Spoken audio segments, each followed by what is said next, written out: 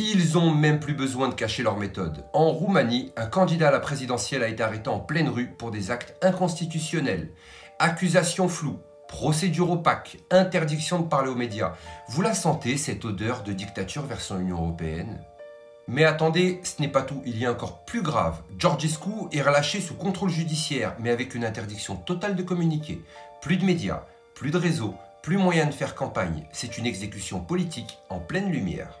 Călin Georgescu, critique de l'OTAN et opposé à l'envoi d'armes en Ukraine, arrive en tête du premier tour des élections présidentielles en Roumanie en décembre dernier.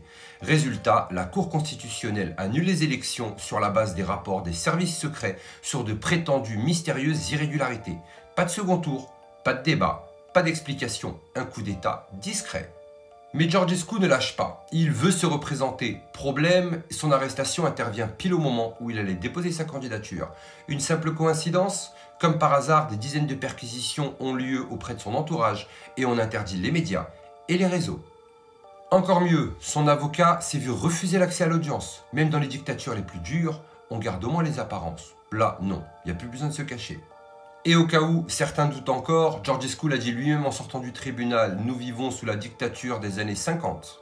Si vous pensez que c'est une affaire isolée, regardez ailleurs. En Allemagne, la police politique débarque armée chez des citoyens trop critiques envers Bruxelles ou le système pour tenter de les bâillonner.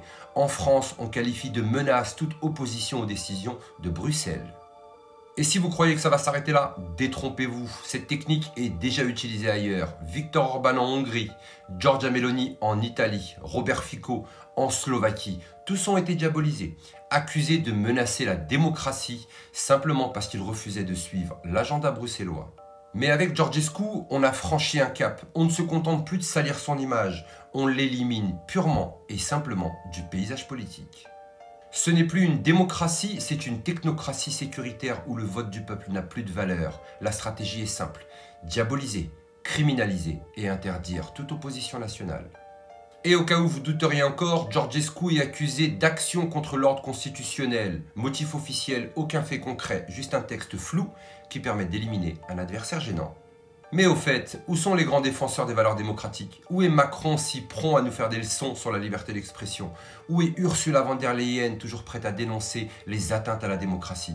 Sauf quand c'est l'Union européenne qui les organise. Silence radio, parce que cette arrestation, c'est exactement ce qu'ils veulent. Depuis quand les élections sont-elles décidées par les services secrets? Depuis quand la démocratie s'arrête lorsqu'on dérange Bruxelles et l'OTAN? On nous parle du danger que représente la Russie ou la Chine, mais le vrai danger pour les peuples européens est déjà au pouvoir et il ne se cache pas. Mais alors, aujourd'hui, c'est Georgescu, demain, ce sera qui? Alors, coup d'État ou simple hasard? Dites-moi en commentaire, n'oubliez pas de partager cette vidéo pour que le maximum de personnes puissent voir les actions réelles sous le silence complice des médias, mais surtout n'oubliez pas, on n'est clairement pas au bout de nos surprises.